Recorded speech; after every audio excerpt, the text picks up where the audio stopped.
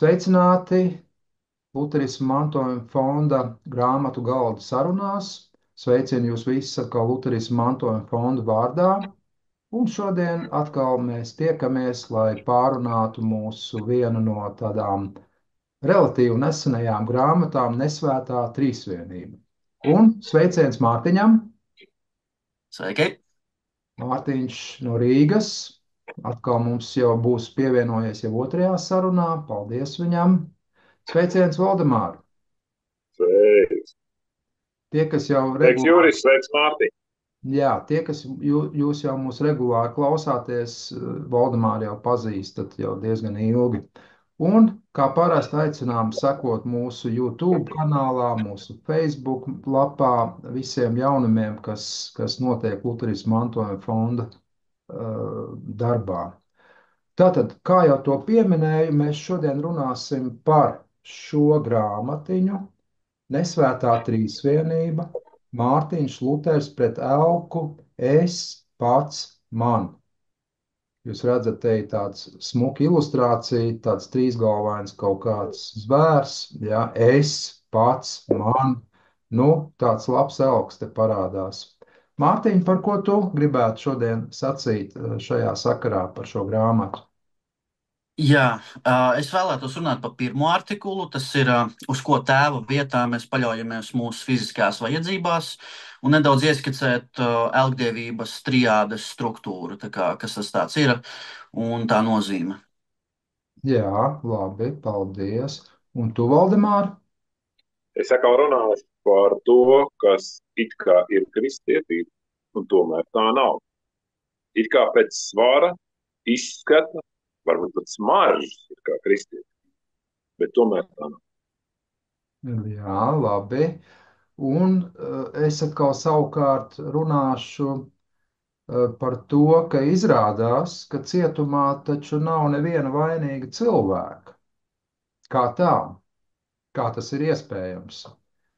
Un vēl tāda saistīta tēma ir par pašataisnošanos, un izrādās vismaz autoru prāt, ka tam ir arī tomēr dziļas tādas, ja var tā izteikties, reliģiskas saknes. Nu, jebkurā gadījumā šī grāmata ir pietiekami bieza, ļoti, teiksim, piesātināta manā skatījumā, ļoti daudz tēmas tur tiek iekļautas. Nu, varbūt tad vismaz dažas no tām mēs šodien izcelsim pavisam īsi un došu vārdu Mārtiņam. Jā, paldies. Tātad par pirmo artikulu. Um, Iztumjot dievu ārpus mūsu dzīves, veidojās tas kā tukšums, kuru mēs visi cenšamies aizpildīt. Precīzāk sakot, radās trijādes, trīsvienības tukšums. Mūsu elgdevībai ir trijādes struktūra, jo mēs mēģinām aizstāt viņu un tā kā atrast aizstājies katrai personai no tām. Tātad pirmais artikls ir par, uz ko mēs paļaujamies tēva vietā savās fiziskās vajadzībās. Otrais, kādas alternatīvus līdzekļus mēs meklējam dēla vietā, tas ir, lai attaisnotu sevi. Un trešais, kā mēs mēģinām kļūt gudri un svēti, ienet caur svēto garu un dievu vārdu. Tātad, jā, mēs mēģinām to tukšumu kaut kā aizpildīt, ka mēs iztumjam patieso trīsvienīgo dievu. Mēs paši tā kā meklējam sev elkus un kļūstam dažreiz pat paši sev kā elgdievi. Pa pirmo artikulu man gribētos ieskicēt to, ka pa dieva maskām runāt. Ka tā ir tas ir tas, kā Dievs darbojās caur mums, caur mūsu tuviniekiem, caur cilvēkiem, kā viņš mūs apgādā. Jo, kā Luters raksta, kas gan cits ir mūsu darbi tīrumā vai dārzā, pilsētā un mājā, karā un valdībā, ja ne bērnu spēlītes, caur ko Dievs mums dod savas dāvanas. Tās ir Dieva maskas, caur kurām viņš grib palikt apslēpts, lai dotu mums visas savas lietas un paveiktu arī visas lietas.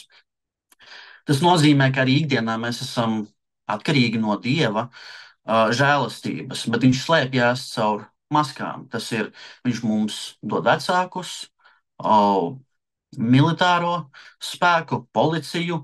Viņš dod darbu mums, caur darbu viņš mums gādā par mūsu iztiku, tā viņš mums dod dienascho maizi. Un, ja runājam par dievu maskām, es vēlētos ieskicēt vienu grāmatu, ko es arī ieteiktu runāt par šo tematu, ir Dievs darbībā, kas ir um, arī runā un pieskarās šai tēmai. Un, jā, runājot par dievu maskām, Luters ļoti labi pateica, ka tendence paļauties sevi, tā ir vēlme noliegt dieva radību un padarīt to par savu elgdievību. Un tādējādi noliedzot pat ticību īstajam dievam.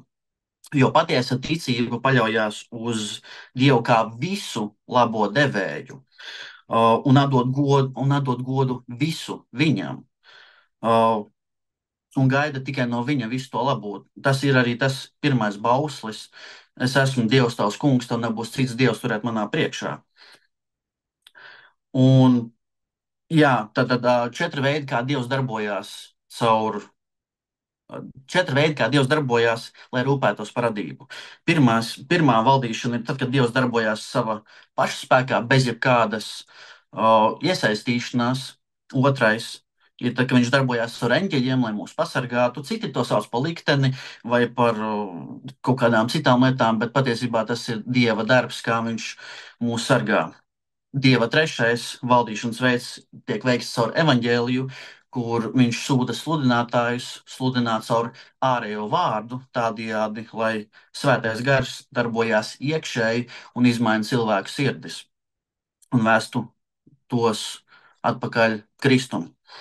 Un ceturtais veids ir, viņš izmanto cilvēkus, jeb dieva maskas, kā mēs to saucam, caur aicinājumiem, caur profesijām, piemēram, laicīgo varu, vecāku autoritāti un pārējās lietas, ko es jau ieskicēju. Šādas, piemēram, elgdevības sekas ir tas, ka mēs visu laiku raizējamies. Mēs raizējamies par to, ko mēs ēdīsim, mēs raizējamies par to, ko mēs ģērbsim, mēs paļaujamies tikai uz sevi, un mūsos nav spēks, un mēs nevaram sevi apgādāt. Mums jāpaļaujas tikai uz vienīgo Dievu. Jā, mēs varam mēģināt šās bailes pārvarēt, turpināt strādāt smagāk un smagāk, bet tas vienmēr noved vēl pie lielāka izmisuma. Un man liekas, ka Dievs arī atļauj mums brīžiem to izmisumu sajust, lai mēs varētu nožēlot grēkus un vērsties atpakaļ pie Viņa. Un tie, kuri ieliek savu ticību un visu savu dzīvi Dieva rokās, viņi nekļūst augstprātīgi. Viņi arī nelielās ar to, ka viņiem ir Dieva svētības, bet viņi pateicībā tās saņem, un viņi nesatrauksies pat tad, ja būs kādas dzīvē citas problēmas. Tieši otrādi. Viņi darīs savu darbu ar priecīgu sirdi un dosies gulēt ar mieru sirdī, zinot, ka Kungs ir apsolījis par viņiem rūpēties un darīt visas lietas par labu. Tas arī viss.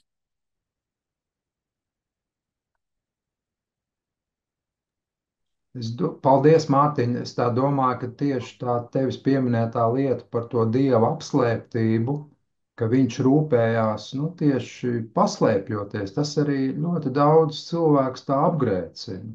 Ja? Ka viņi tad domā un izdara no tā secinājumu, ka principā viss jau ir paša rokās. Ja? Un, ja es pareizi saprotu to autoru, teiksim, tad arī šajā radīšanas kontekstā tas, ka cilvēki sāk paļauties uz sevi, tas ir arī, teiksim, ļoti tāds reliģisks konteksts. Tā ir principā reliģija. Ja, ja teiksim, cilvēks, viņš it kā uzskata, es esmu neticīgais, es neesmu kristietis, es neeju baznīcā, es neesmu reliģios, ja, bet patiesībā, ja tu paļaujies uz sevi, un ceri uz sevi, ka viss ir tavās rokās, tad tā ir reāla reliģija. Bet tādās kristīgā terminoloģija tā ir augdievība. Ja? Pareizi. Jā, jo man liekas, neviens cilvēks nav bezdievīgs, visi kaut kam tic. Atšķirība ir tāda, vai tu to noliedz vai nē. Jā, jā. Labi, paldies, Mārtiņ. Došu vārdu arī tagad Valdemāram. Kas tev būtu sakāms? Paldies, Mārtiņ. Es domāju, ka tu daudzas labas lietas minēji. Un es domāju, ka tas, par ko es gribētu tagad runāt, jau turpinās tev iesākt to lietu. Jo tā grāmata, viņa, protams, nav tapusi tukšā vietā. Grāmatas autors ir Austrālijas Luterāņu baznīcas mācītājs. Un viņš ir to rakstījis it kā Austrālijai, bet ne tikai Austrālijai. Viņš ilgi dzīvojas, teiksim, arī Savienotajās valstīs.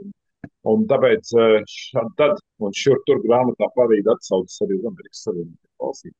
Bet es domāju, tā grāmata ne tikai ir tām divām vietām aktuāla, bet tā grāmata ir aktuāla arī mums šeit. Jo tā vienmēr jau, kad grāmatu raksta, sanāk tā, ka ir kāda pozitīvā puse, un tu minēji, man liekas, to pozitīvo pusi, kas ļoti svarīgi, bet ir arī kaut kāda, kaut nedaudz ir tāda lieta, pret kuru grāmata pozicionējas. Grāmatas autors, teiksim, apgalvojumi, kur saka grāmatas autors, pret kuru tad viņš ir, tā sakot, viņš saka tagad, kā viņš norobežo. Un tā lieta, par ko viņš runā, tā ir, kā jau es sākumā minēju, viņa ļoti izskatās pēc kristietības, viņa ļoti liekas arī pašā svarā un smaržā kā kristietība. Un kā grāmatas autors arī min, ir ļoti plaši izplatīta, iespējams pat visplašāk izplatīta kristietības iekšpusē. Tā ir lieta, ko grāmatas autors, tas gan nav viņa oriģinālais izgudrojums, bet viņš to nosauc par morāli terapeitisko deismu. Tad tas ir tas termins, ko viņš izmanto, kad viņš apraksta to, kas no ārpuses izskatās kā kristietība, ir ļoti daudzās draudzēs kā kristietība, bet savā dziļākajā būtībā ir kļūda.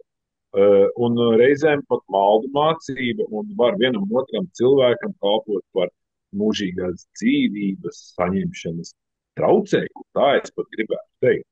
Un tā, teiksim, tā definitīvi viņš to apraksta 83. lapas pusē un nedaudz uz priekšu, jo tas izējas punkts, kur viņš sāk par šo morālu terapeitisko deismu runāt, ir tas, ka mūsdienās, kā katrā laikmetā, ir kādas vērtības cilvēkiem, sabiedrības vērtības, tā varētu teikt. Un šīs vērtības neizbēgami viņas skar arī baznīcu. Un šīs trijos terminos, morāli, terapeitiskais un deisms, šīs vērtības visas ir arī iekļautas. Pirmkārt, deisms tas ir kaut kas ar Dievu saistīts. Pat kristietības iekšienē, kur daudzi atsaucas uz Dievu, viņu Dievs tomēr nav īstais Dievs. Tāpēc tas deisms, tas ir tāds interesants termins, vai ne, kas saka, ka cilvēki atsaucās uz Dievu un tomēr viņi nav īsti kristieši. Var nebūt tā, es teikt. Tālāk, terapeitiskais nozīmē tāds dziednieciskais. Proti, visa mūsu sabiedrība ir mērķēta uz sevis uzlabošanu. Gan garīgu, gan arī miesīgu. Visādā veidā izvairīties no ciešanām un sāpēm, visādā veidā uzlabot savu dzīvi. Savā ziņā tas, protams, pašā saknē nav slikts mērķis, jo grēks, kas ir ienācis pasaulē, ir visu labo sagandējis un sagrābis. Bet tā problēma ar to terapeitisko ir, ka tas ir kļuvis par tādu vienīgo veidu, kā cilvēks skatās uz savu dzīves vērtību, un līdz ar to tas ir arī ietekmējis baznīcu.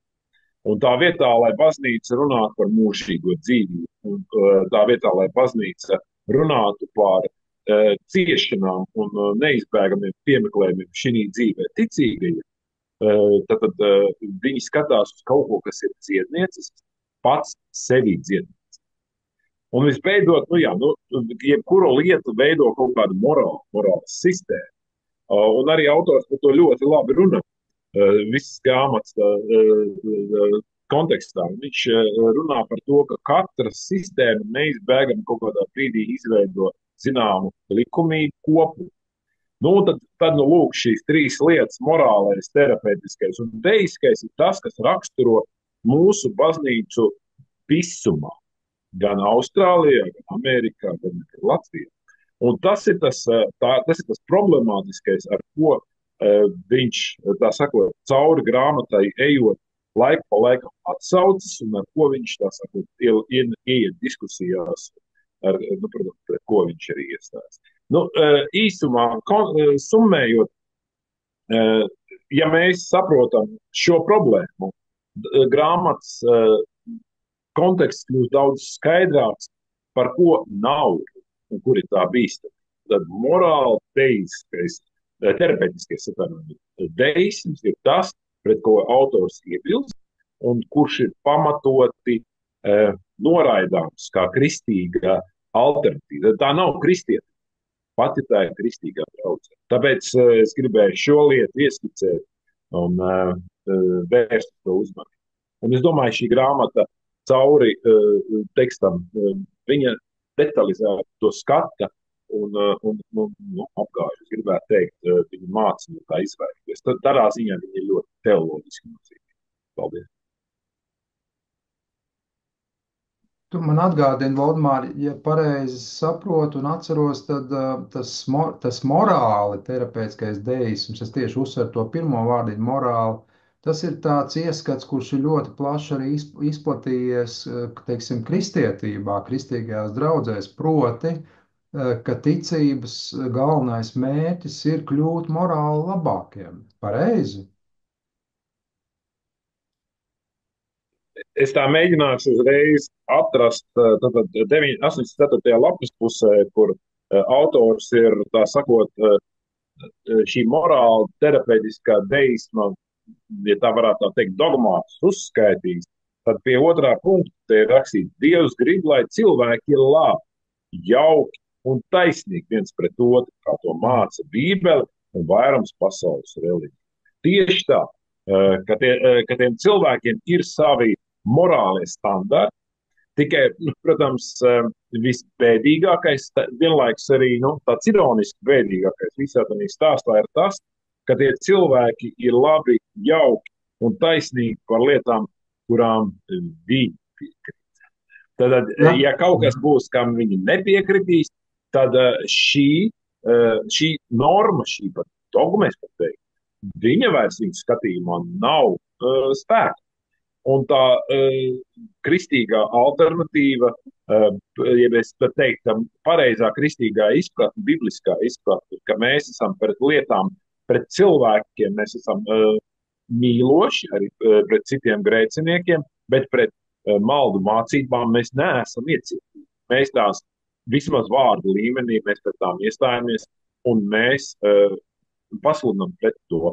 Un tas, teiksim, tādā ļoti vienkāršotā veidā izsakoties, tas uzreiz parāda, kur ir kristietība, kas pastāv par patiesību, un kur ir tā morāla terapeitiskā deisma mācība, kura ir mīļā miera laba, lai tik cilvēkiem būtu labi, lai tik viņi būtu jauki un savā ziņā taisnīgi, tad viņi arī kristīgo patiesību noraksta un atstāja. Jā, es atkal gribētu parunāt par to, ko es jau sākumā pieminēju, ka principā jebkurš cilvēks, arī tie saucamie neticīgie, jeb ateisti, principā ir ļoti reliģiozi cilvēki. Viņi tikai to tā negrib atzīt. Ja?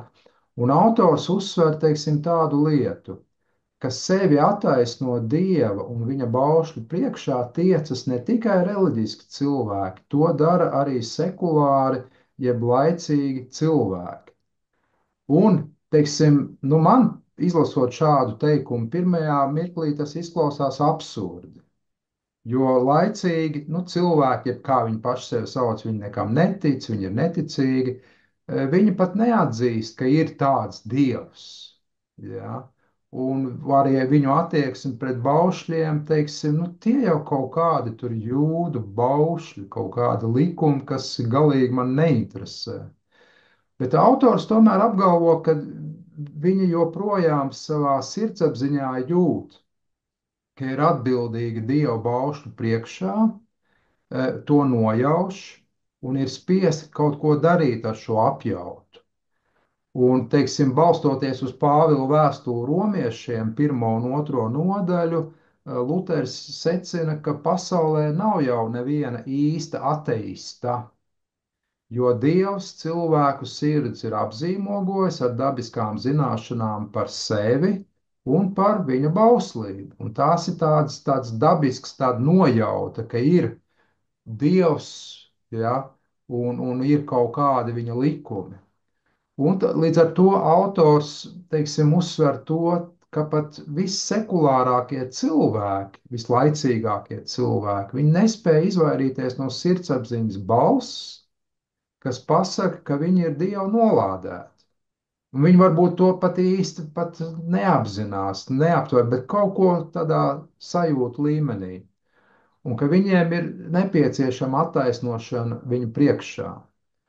Un līdz ar to autors ļoti daudz runā par to, ka tā cilvēka ikdiena principā ir nemitīga sevis attaisnošana. Jo apziņa par to, nu, ka es esmu taisns, ka es esmu pareizs, ka es esmu taisnīgs, tas arī sevi ietver to, ka savā ziņā es esmu arī labs. Šī apziņa ir ļoti svarīga cilvēku dzīvē, ļoti svarīga arī tā saucamo neticīgo cilvēku dzīvē.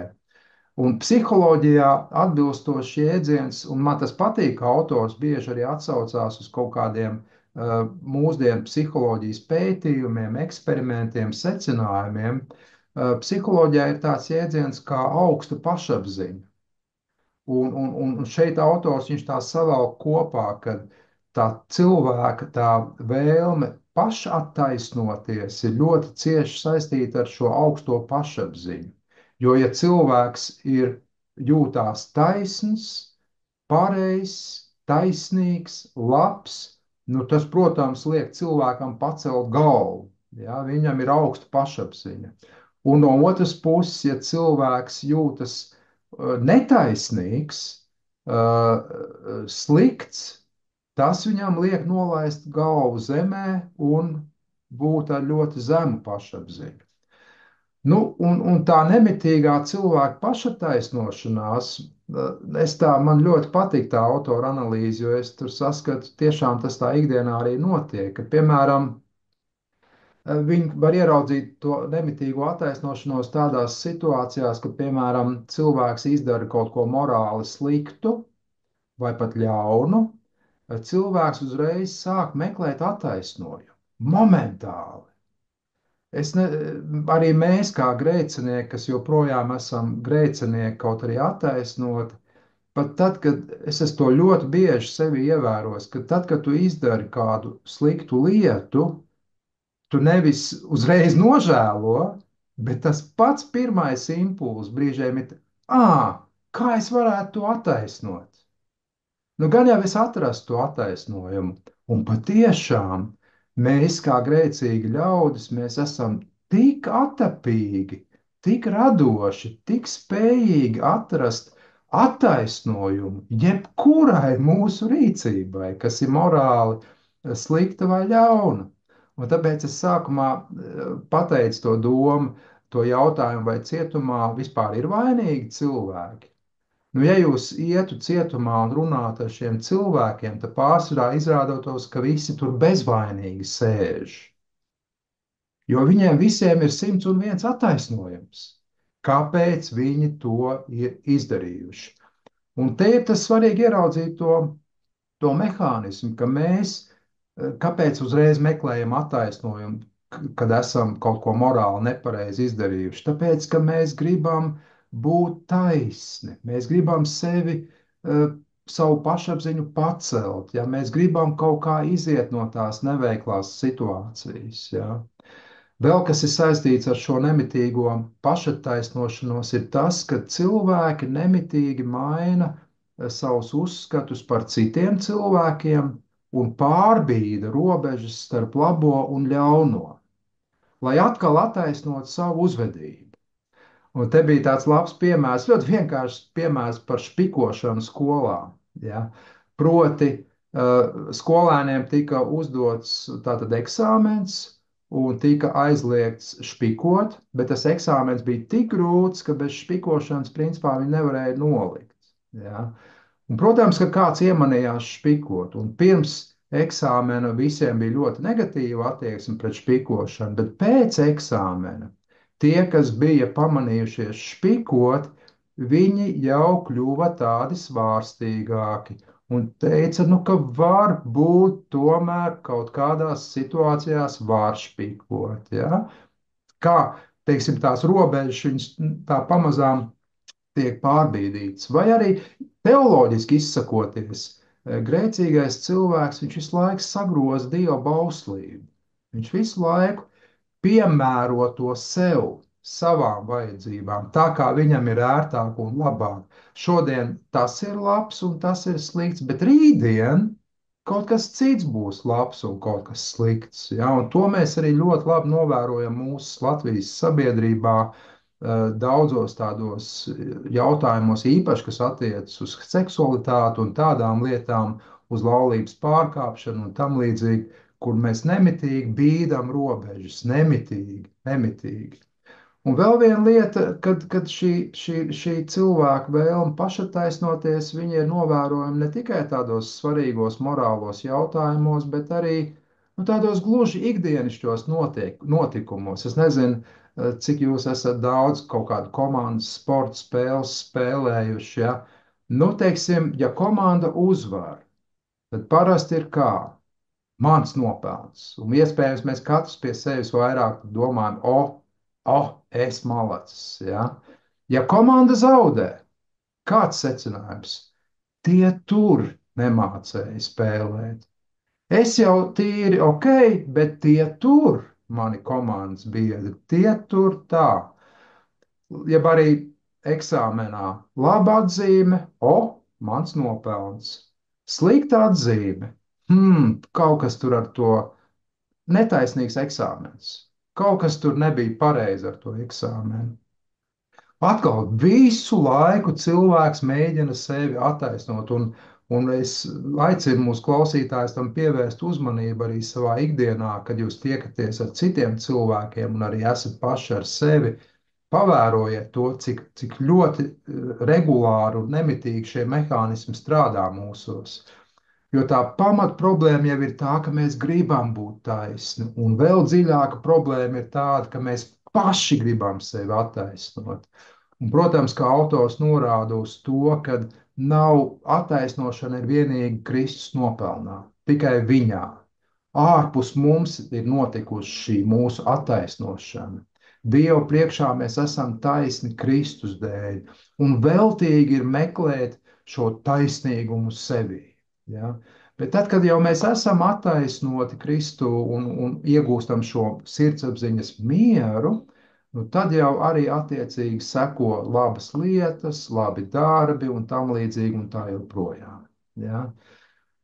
Tā, nu tik daudz arī es gribētu, jā, varbūt vēl viena lieta, es atvainojos, ka varbūt bišķiņa aizrunājos, bet vēl viena man likās svarīga lieta, ko autors piemin, ir tas, ņemot vērā to, ka cilvēki principā ir paštaisni, un viņiem liekas, ka ar viņiem viss ir ok, viņi vismaz to tā sev mēģina iestāstīt ik uz soļa, ir diezgan, viņš stāsta to vienu piemēru no Timotija Kellera, kad viņš veica evanģelizāciju, laikam tas bija Ņujorkā vai Čikāgā aizmirs, tad, kad viņš sludināja, nu, teiksim, nosodīja cilvēks par baušļu pārkāpumiem, cilvēki kratīja galvas, tas uz mums neatiecas, viss ir relatīvs un mūs tas neuzrunā. Bet tad, kad viņš mēģināja izskaidrot cilvēkiem visus šos mehānismus, kā tu pats sevi mēģini visu laiku attaisnot un sevi iecelt Dieva vietā un Dieva kārtā, tad gan cilvēki sāk ieklausīties un domāt, kas te īsti notiek ar viņiem. Ja, nu tas ir tik daudz tādu piebildīt. Nu ko, no savas puses arī viss būšu pateicis, varbūt vēl kādas piebildes, kādi jautājumi. Es domāju, ka Kelleram, Ņujorkā strādājot, tas ir viena pieredze. Bet tā pašā laikā nevajag arī atmest to pamatu baušļu tomēr pasludinājumu metodi. Citiem vārdiem es gribēju teikt, ka katra tā situācija ir individuāla. Un nu, nevar tādu vienu šablonu radīt un tad domāt, ka viņš vienmēr strādā. Tā Taisnība. nenotiek. Jā, taisnība. Un šeit vienmēr atcerēsimies, ka ir šī līdzība par labo tēvu, kuram ir divi dēli, jaunākais dēls, vecākais dēls. Un tā problēma vienmēr ir divpusēja. No vienas puses ir cilvēki, kas dara ļaunus darbus, tiešām sliktus darbus, kas rupji pārkāpj baušļus, un tur ir tāda pieeja attiecīgi. Un ir cilvēki, kas ir labie cilvēki. Tā kā vecākais dēls, kas ir brīnišķīgi cilvēki, kas cenšas, kas grib būt taisni, un tur ir atkal pilnīgi cita pieeja. Jā, tur ir veltīgi, teiksim, runāt par laulības pārkāpšanu, jo viņš nekad nav pārkāpis laulību. Jā. Nu tā. Labi, es saprotu, ka mēs esam labi jau parunājuši, un lai nekavētu lieku laiku, pieteikšu mūsu nākamo grāmatu. Proti, mēs runāsim par Mārtiņa Lutera svēto rakstu apcerēm. Varbūt kāds var parādīt, ja ir pie rokas. Jā, Valdemāram ir vecais izdevums, un Mārtiņam rokās ir drusciņš jaunāks. Tās ir tiešām svēto rakstu apceres katrai dienai, un par to mēs tad runāsim mūsu nākošajā sarunā. Teikšu lielu paldies, Mārtiņ, paldies tev par atsaucību. Paldies jums! Paldies tev, Valdemār, ka piedalījies. Paldies, Jūri, paldies, Mārtiņ. Bija prieks, kā parasti parunāt.